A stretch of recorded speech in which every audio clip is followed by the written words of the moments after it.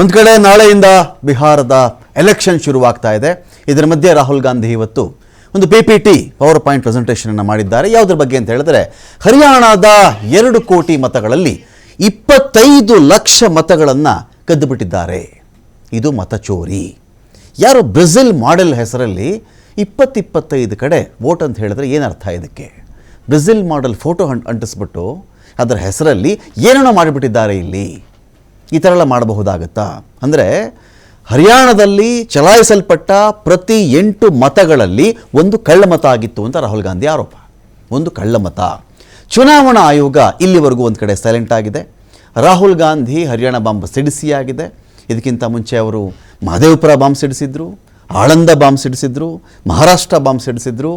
ಇದೇ ವಿಚಾರದ ಆಧಾರವಾಗಿಯೇ ಒಂದು ಕಡೆ ಬಿಹಾರದಲ್ಲಿ ಬುಲೆಟ್ ರ್ಯಾಲಿಯನ್ನು ಕೂಡ ಮಾಡಿದರು. ಬುಲೆಟ್ ರ್ಯಾಲಿ, ಓಡಾಡೋದು, ಇದ್ರ ಬಗ್ಗೆ ಮತಚೋರಿ ಅಂತ ಹೇಳೋದು, ಇದ್ರ ಬಗ್ಗೆ ಜಾಗೃತಿ ಮೂಡಿಸೋದು, ಎಂಥ ಅನ್ಯಾಯ ನಡೀತಾ ಇದೆ ಅಂತ ಒಂದು ಕಡೆ ಅದನ್ನು ಹೇಳುವ ಧಾಟಿಯಲ್ಲಿಯೇ ಈ ಅನ್ಯಾಯ ನಡೆಯದೇ ಇದ್ದಿದ್ದರೆ BJP ಅಧಿಕಾರಕ್ಕೆ ಬರ್ತಾ ಇರಲಿಲ್ಲ.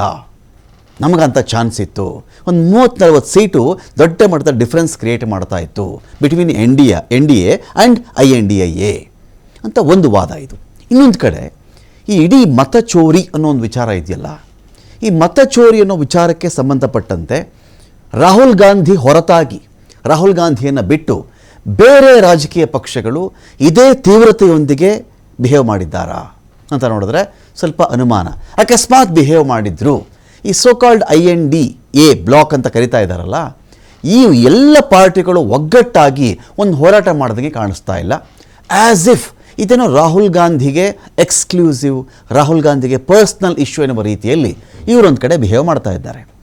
ಚುನಾವಣಾ ಆಯೋಗ ಈ ಥರ ರಾಹುಲ್ ಗಾಂಧಿ ಹಾದಿ ಬೀದಿಯಲ್ಲಿ ಮಾನ ಮರ್ಯಾದೆ ಹರಾಜು ಹಾಕ್ತಾ ಇದ್ದಾರೆ. ಚುನಾವಣಾ ಆಯೋಗದ ಸ್ವಾಯತ್ತ ಸಂಸ್ಥೆ ಇದು. ನಮ್ಮ ಮರ್ಯಾದೆ ಏನಾಗಬೇಕು ಈ ವಿಚಾರದಲ್ಲಿ? ಈ ಥರ ರಾಹುಲ್ ಗಾಂಧಿ ಹರಾಜು ಹಾಕ್ತಾ ಇದ್ದಾರೆ. ಈ ವಿಚಾರದಲ್ಲಿ ನಾನು ಫುಲ್ ಪ್ರೂಫ್ ಆಗಿ ಅನುಮಾನಕ್ಕೆ, ಒಂದು ರೀತಿಯಲ್ಲಿ ನಮ್ಮ ಮೇಲಿನ ಆರೋಪಕ್ಕೆ ಎಲ್ಲೂ ಎಡೆ ಇಲ್ಲದ ರೀತಿಯಲ್ಲಿ ಎದ್ದು ಬರ್ತೀನಿ ನಾನು ಅಂಥೇಳಿ ಆ ಪ್ರಯತ್ನ ಅವ್ರ ಕಡೆಯಿಂದನೂ ಆಗಲಿಲ್ಲ. ಯಾರಾದರೂ ಒಬ್ಬ ಕಳ್ಳ ಅಂತ ಒಬ್ಬ ಜೋರ ಕೂಗ್ತಾನೆ, ಯಾರೋ ಕಳ್ಳ ಕದ್ಕೊಂಡು ಹೋಗ್ಬಿಟ್ಟ ನೋಡ್ರಪ್ಪ ಅಂತ, ವಿಷಲ್ ಬ್ಲೋವರ್ ಅಂತಾರೆ ಅವನ್ನ. ಇವರು ಬಂದು ವಿಷಲ್ ಬ್ಲೋವರ್ ಹಿಡ್ಕೊಂಡು, ವಿಷಲ್ ಎಲ್ಲೋ ಸಿಕ್ತು ನಿನಗೆ, ಜೋರ ಸಿಟಿ ಹೊಡಿತಿದ್ಯಲ್ಲ ನೀನು, ಎಲ್ಲ ನೋಡಿದೆ ನೀನು ಕಳ್ಳನ್ನ, ಯಾವಾಗ ಹೊಡೋಗ್ಬಿಟ್ಟು ಅವನು, ಆ ಲೈಟ್ ಆಫ್ ಆಗಿದ್ದೀನಿ ನೋಡ್ದ, ಇಷ್ಟೊತ್ತಲ್ಲಿ ನಿನಗೇನೋ ಕೆಲಸ ಇಲ್ಲಿ, ನೀನು ಯಾರು ಇದನ್ನೆಲ್ಲ ಹೇಳೋಕ್ಕೆ, ಪೊಲೀಸ್ ಇಲ್ವೇನೋ ಅಂತ ಇವ್ರು ಮಾತಾಡಿದರೆ ಎಷ್ಟು ಹಾಸ್ಯಾಸ್ಪದವಾಗಿರುತ್ತೋ. ಈ ಥರದೊಂದು ಆಗಿದ್ದೀರಿ, ಅನ್ಯಾಯ ಆಗಿದ್ದೀರಿ ಅಂತ ಹೇಳಿದಾಗ, ನೋಡಪ್ಪ ರಾಹುಲ್ ಗಾಂಧಿ ನೀನು ಕೊಡ್ತಿರೋ ಒಂದು ಡಾಕ್ಯುಮೆಂಟ್ ಸುಳ್ಳು, ಇದೀಗ ನಡೆದಿಲ್ಲ, ಅಕಸ್ಮಾತ್ ಹಿಂಗೆ ನಡೆದಿದ್ಯಾ ಎಲ್ಲರೂ ಅಮಾನತು ಮಾಡ್ತೀನಿ ಬರಬೇಕಿತ್ತಲ್ಲ. CEC ಕಡೆಯಿಂದ ಅದಾಗಲಿಲ್ಲ. At the same time Rahul Gandhi ಈ ಇಡೀ ಇಶ್ಯೂವಿನಲ್ಲಿ ಒಂಥರ ಈ ಕ್ರೈಯಿಂಗ್ ಬೇಬಿ ಥರ, ನನಗೆ ಹಿಂಗೆ ಅನ್ಯಾಯ ಆಗೋಯ್ತು, ನಮ್ಮ ಪಾರ್ಟಿಗೆ ಹಿಂಗೆ ಅನ್ಯಾಯ ಆಗೋಯ್ತು, ನೀನು ಸೋಲಿಸ್ಬಿಟ್ರು, ನಾವು ಗೆಲ್ತಾ ಇದ್ವಿ, ಮೋಸ ನಡೀತಾ ಇದೆ ಅಂತ ಗೊಳೋ ಅಂತ ಅಳ್ತಾ ಇದ್ದರೆ ಇದು ವರ್ಕೌಟ್ ಆಗುತ್ತಾ ಪ್ರಜಾಪ್ರಭುತ್ವದಲ್ಲಿ? ಹೋರಾಟದ ದಾರಿ PPTಗೆ ಮಾತ್ರ ಸೀಮಿತವಾಗಿರುತ್ತಾ? ಮುಂದುವರಿಬೇಕಾಗಿತ್ತಲ್ವೇ? ಎಲ್ಲ ವಿಚಾರಕ್ಕೆ ಸಂಬಂಧಪಟ್ಟಂತೆ ಡಿಬೇಟಲ್ಲಿ ಪಾಲ್ಗೊಳ್ಳೋದಕ್ಕೆ ನಮ್ಮೊಂದಿಗೆ ನಟರಾಜ್ ಗೌಡ್ರು ಇದ್ದಾರೆ, ಕಾಂಗ್ರೆಸ್ನ ವಕ್ತಾರರು. ಸ್ವಾಗತ ನಟರಾಜ್ ಗೌಡ್ರೆ ನಿಮಗೆ. ನಮಸ್ತೆ. ಇನ್ನು ಯದುಕುಮಾರ್ ಗೌಡ್ರು ಇದ್ದಾರೆ, BJPಯ ವಕ್ತಾರರು. ಸ್ವಾಗತ ಯದುಕುಮಾರ್ ಗೌಡ್ರೆ. ಸರ್ ನಮಸ್ತೆ. ಇನ್ನು ಸುಭಾಷ್ ಶುಗಾರ್ ಅವರು ಇದ್ದಾರೆ, ಹಿರಿಯ ಪತ್ರಕರ್ತರು. ಸ್ವಾಗತ ಸುಭಾಷ್ ಶುಗಾರ್ ಅವರೇ ತಮಗೆ ಒಂದು ಡಿಬೇಟ್ಗೆ. ಫೈನ್. ನನ್ನ ಪಾಯಿಂಟ್ ನಟರಾಜ್ ಗೌಡ್ರೆ, ಇವತ್ತು ಹರಿಯಾಣದ ವಿಚಾರ ಬಹಳ ಆಘಾತಕಾರಿ. ರಾಹುಲ್ ಗಾಂಧಿ ಮಂಡಿಸಿರುವಷ್ಟು ನಾವು ನಂಬುವುದಾದರೆ, ಈ ಕ್ಷಣಕ್ಕೆ ನಾವು ನಂಬುವುದಾದರೆ ಬಹಳ ಆಘಾತಕಾರಿ ಬೆಳವಣಿಗೆ ಅದು. ಪ್ರತಿ 8 ಮತದಲ್ಲಿ ಒಂದು ಮತ ಕಳ್ಳಮತ ಆಗಿಬಿಟ್ರೆ, 2 ಕೋಟಿ ಮತಗಳು 25 ಲಕ್ಷ ಮತಗಳು ಕಳ್ಳಮತಗಳಾಗ್ಬಿಟ್ರೆ ಬಹಳ ಆಘಾತಕಾರಿ. ಸರಿ, ಇದಕ್ಕೊಂದು ಫೈಟನ್ನು ನೀವು ಏನು ಶುರು ಮಾಡಿಕೊಂಡ್ರೋ, ಈ ಫೈಟ್ನ ತಾರ್ಕಿಕ ಅಂತ್ಯ ಅಂತ ಹೇಳಿದ್ರೆ ಅದು ಬಿಹಾರದ ವೋಟಿಂಗ್ ಬೂತ್, ಬಿಹಾರದ EVM, ಬಿಹಾರದ ರೋಡ್ಗಳು, ಅಲ್ಲಿನ ಪ್ರಚಾರ, ಅದಾ ನಿಮ್ಮದು. ಈ ಒಂದು ವಿಚಾರದಲ್ಲಿ CECನ ಹೆಡೆಮುರಿ ಕಟ್ಟಬೇಕಾಗಿತ್ತು ನೀವು. ಚುನಾವಣಾ ಆಯೋಗವನ್ನು ನ್ಯಾಯಾಂಗದ ಕಟಕಟೆಗೆ ಎಳಿಬೇಕಾಗಿತ್ತು. ಯಾರೆಲ್ಲ ವ್ಯಕ್ತಿಗಳು ಡಿಲೀಟ್ ಮಾಡಿದ್ದಾರೋ, ಯಾರೆಲ್ಲ ಈ ಥರದ್ದು ನಕಲಿ ಮತಗಳಿಗೆ ಎನ್ಕರೇಜ್ ಮಾಡಿದ್ದಾರೋ, ಪ್ರತ್ಯಕ್ಷವಾಗಿ ಪರೋಕ್ಷವಾಗಿ ಸಹಕರಿಸಿದ್ದಾರೋ, ಯಾರೋ ಒಬ್ಬ ಫಲಾನುಭವಿ ಅಂತೂ ಇರಲೇಬೇಕು. ಜ್ಞಾನೇಶ್ ಕುಮಾರ್ ಅಂತೂ ಪ್ರಧಾನಮಂತ್ರಿ ಆಗ್ಲಿಕ್ಕೆ ಮಾಡಿಲ್ಲ ಇದನ್ನು. ಕರೆಕ್ಟ್. ಇದರಲ್ಲಿ ಒಬ್ಬರಿಗೆ ಮೋಸ ಮಾಡ್ತಿದ್ದಾನೆ ಒಂದು ಆಯೋಗದ ಕಡೆಯಿಂದ ನೀವು ಆರೋಪ ಮಾಡುವುದಾದ್ರೆ ಅದರ ಫಲಾನುಭವಿ ಒಬ್ಬ ಇರಲೇಬೇಕು. ಯಾವ ರಾಜ್ಯದಲ್ಲಿ ಯಾರಾದ್ರೂ ಗೆದ್ದಿರಲಿ. ಕರೆಕ್ಟ್. ಹಾಗಿದ್ದಾಗ ಇದು ಬರೀ ನನಗೆ ಈ ಥರ ಅನ್ಯಾಯ ಆಗಿದೆ ರಾಹುಲ್ ಗಾಂಧಿಗೆ ಮೈಕ್ ಇಟ್ಕೊಳ್ಳೋದು, ಒಂದು ದೊಡ್ಡ LED ವಾಲ್ ಕ್ರಿಯೇಟ್ ಮಾಡೋದಲ್ಲಿ, ಪತ್ರಕರ್ತನ ಗುಡ್ಡೆ ಹಾಕೊಳ್ಳೋದು, 40 ನಿಮಿಷ, 1 ಗಂಟೆ, 1.25 ಗಂಟೆ ಮಾತಾಡೋದೇ ಆಗಿಬಿಟ್ರೆ, ಈಸ್ ದಿಸ್ ಎನಫ್ ಅಂತ? It's not enough. Okay, it's not enough. ಅದು ಇಟ್ಸ್ ಆರಂಭ. ಇದು ಪ್ರಾರಂಭ ಅಂತ ಹೇಳ್ಬೋದು. ನಾವು ಮಹದೇವಪುರ ಎಕ್ಸ್ಪೋಸ್ ಮಾಡಿದ ಮೇಲೆ ಆಳಂದದ ಬಗ್ಗೆ ಮಾಹಿತಿ ಕೊಟ್ಟ ಮೇಲೆ ಇವನ್ ಬಿಹಾರಲ್ಲೂ ಕೂಡ ನೀವು SIR ಅಂತ ಮಾಡಿ ಯಾವ ರೀತಿಯಾಗಿ ಮತಗಳನ್ನ ಮತಗಳಿಲ್ಲ ಅಂತ ತೆಗೆದು ಹಾಕಿದಾಗ ಸುಮಾರು 7-8 ಜನ ರಾಹುಲ್ ಗಾಂಧಿ ಅವರು ದೆಹಲಿಲಿ ಹೋಗಿ ಬೀಟ್ ಮಾಡಿ ನಮ್ಮ ಮತಗಳನ್ನ ಕಟ್ ಮಾಡಿಬಿಟ್ಟಿದ್ದಾರೆ, ಲಾಸ್ಟ್ ಚುನಾವಣೆಯಲ್ಲಿ ಇತ್ತು, ಈ ಮತ ಇಲ್ಲ ಅಂತಂದಾಗ ಅವ್ರು ಅದನ್ನು ಕೂಡ ಅಪೀಲ್ ಮಾಡಿ ಚುನಾವಣಾ ಆಯೋಗ ಮನವಿಯನ್ನು ಕೊಟ್ಟು ನೋಡಿ ಈ ತರ ಮಾಡಿದ್ದಾರೆ ಅಂತ. ಒಂದು ಪ್ಯಾಟರ್ನ್ ಇದೆ, ಇದು ಇಡೀ ದೇಶದ ಪ್ಯಾಟರ್ನ್ ಇದೆ. ರಾಹುಲ್ ಗಾಂಧಿ ಯಾವುದೇ ಜಾಗದಲ್ಲಿ ಎತ್ತಿರ್ತಕ್ಕಂತಹ ಮಾತುಗಳು, ಅಂಕಿಅಂಶಗಳು ಚುನಾವಣಾ ಆಯೋಗದ ಆ ಡೇಟಾವನ್ನು ಇಟ್ಕೊಂಡೇ ಮಾತಾಡಿರೋದು, ನಾವೆಲ್ಲಿಂದ ತಗೊಂಬಂದಲ್ಲ. ಆಳಂದದ ವಿಷಯ ಬಂದಾಗ್ಲೂ ಕೂಡ ಚುನಾವಣಾ ಆಯೋಗನೇ ದೂರು ಕೊಟ್ಟಿದೆ ಪೊಲೀಸ್ ಇಲಾಖೆಗೆ, ದೂರು ಕೊಟ್ಟು ಕತನಿಕೆ ಮಾಡಿ ಕಳ್ತನ ಆಗ್ತಾ ಇತ್ತು, ಇದು ಡಿಲೀಟ್ ಮಾಡೋ ಪ್ರಯತ್ನ ಆಗಿತ್ತು ಅಂತ ಅವರೇ ಒಪ್ಕೊಂಡಿದ್ದಾರೆ. ಅವರೇ ಒಪ್ಕೊಂಡ್ಮೇಲೆ ಇಲ್ಲಿ ಕಳ್ಳ ಯಾರು ಪ್ರಯತ್ನ ಆಗ್ತದೆ, ಅದು ನಮ್ಮ ಅಭ್ಯರ್ಥಿ ಅವರದನ್ನ ಅಪೋಸ್ ಮಾಡಿದಾಗ ಅವರದನ್ನ ಇಲ್ಲ ಈ ತರ ರಾಜೇಂದ್ರ ಕುಮಾರ್ ಅಂತ ನೀವು ಜ್ಞಾನೇಶ್ ಕುಮಾರ್ ಅಂತ ಹೇಳ್ತಿರೋದು ಯಾರ ಮೇಲೆ ಮಾತಾಡ್ತಾ ಇದ್ದೀರಿ ನೀವು? ಚುನಾವಣಾ ಆಯೋಗ ವ್ಯಕ್ತಿ ಇದ್ದಾಗ ಇಂತ ಅವಧಿ ಹಿಂಗಾಯ್ತು ಅಂತ ಬಾಯ್ ಬಿಡ್ರಿ ಹೋಗ್ಲಿ. ನಾನು ಹೇಳ್ತೀನಿ ಚುನಾವಣಾ ಆಯೋಗ, ನಾನು ಹೇಳ್ತೀನಿ ನೇರವಾಗಿ ಚುನಾವಣಾ ಆಯೋಗ, ರಾಜ್ಯ ಚುನಾವಣಾ ಆಯೋಗ, ಕೇಂದ್ರದ ಚುನಾವಣಾ ಆಯೋಗ, ಆ ವ್ಯಕ್ತಿಗಳು ಅಲ್ಲಿಗೆ ಲೆಕ್ಕಕ್ಕಿಲ್ಲ ಅವ್ರಿಗೆ. ಅಲ್ಲಿ ಯಾರನ್ನೇ ಕುಣಿಸಿದ್ರು ಕೂಡ ಬಿಜೆಪಿ ತನ್ನ ಕಚೇರಿಯ ಒಂದು ಭಾಗ ಮಾಡ್ಕೊಂಡ್ಬಿಟ್ಟಿದೆ, ಚುನಾವಣಾ ಆಯೋಗನ ತಮ್ಮ ಮೋರ್ಚಾ ಮಾಡ್ಕೊಂಡ್ಬಿಟ್ಟಿದೆ, ಅವ್ರ ಮುಖಾಂತರ ಕೆಲಸ ಮಾಡಿಸ್ತಾ ಇದ್ದಾರೆ.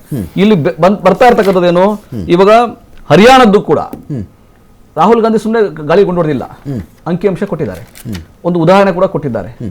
ಯಾವುದೋ ಒಂದು ಮಾಡೆಲ್, ಬ್ರೆಜಿಲ್ನ ಒಂದು ಮಾಡೆಲ್ 22 ಮತಗಳಾಗಿ 10 ಬೂತ್ಗಳಲ್ಲಿ ಇದ್ದಾರೆ. ಏನೇನು ಹೆಸರುಗಳಿದ್ದಾರೆ? ಸ್ವೀಟಿ, ವಿಲ್ಮಾ, ಸರಸ್ವತಿ, ಸೀಮಾ, ಈ ತರ ಹೆಸರುಗಳಲ್ಲಿ 22 ಕಡೆ ಇದೆ. ಸೊ ಯಾರವರು, ಯಾರು ಹೆಂಗ್ ಬಂದ್ರೊಳಗೆ?